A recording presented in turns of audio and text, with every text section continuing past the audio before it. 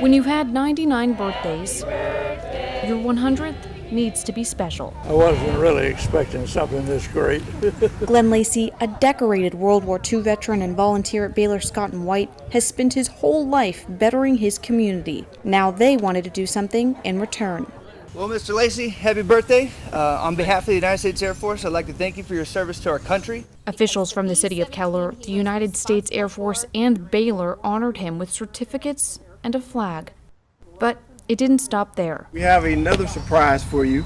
Well, it's his 100th birthday today, so that's why we're here. And Joan Houle was in just one of the 100 cars that drove by for Glenn's big day. Friends, family, and co-workers decked out their cars with signs and balloons in what they called a 100-car salute, wishing Glenn a happy birthday from 6 feet away. It's incredible.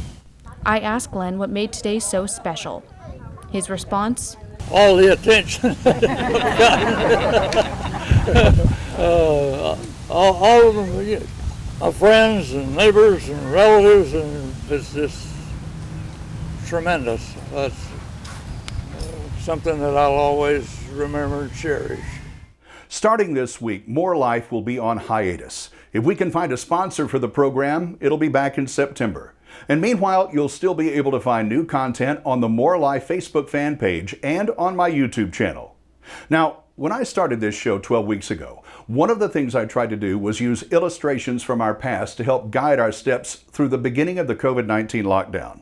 Among the things we showed you were the hardships previous generations endured in order to make it through other difficult times, such as the Great Depression and World War II.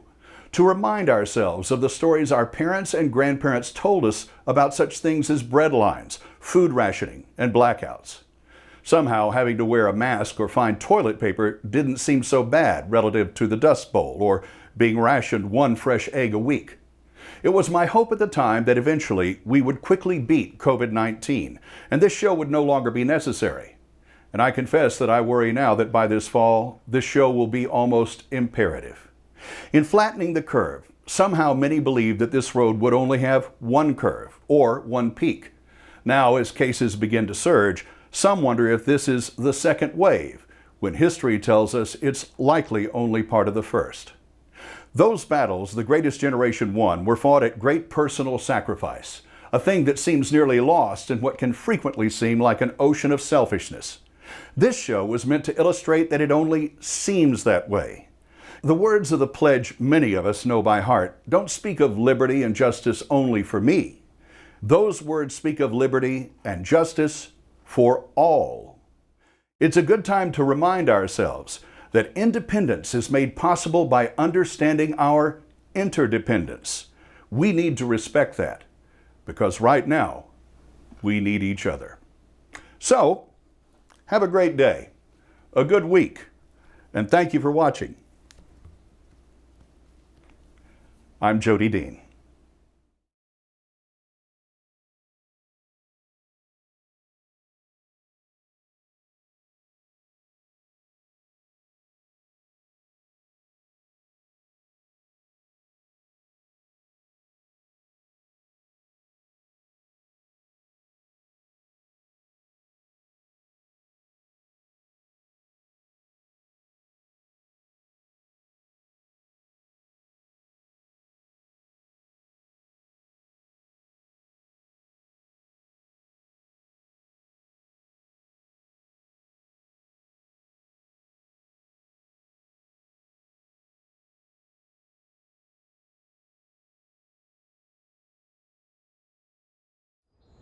Oh, say, can you see by the dawn's early light what so proudly we hailed at the twilight's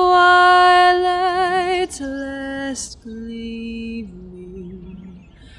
whose broad stripes and bright stars through the perilous fight o'er the ramparts we watched were were so gallantly streaming,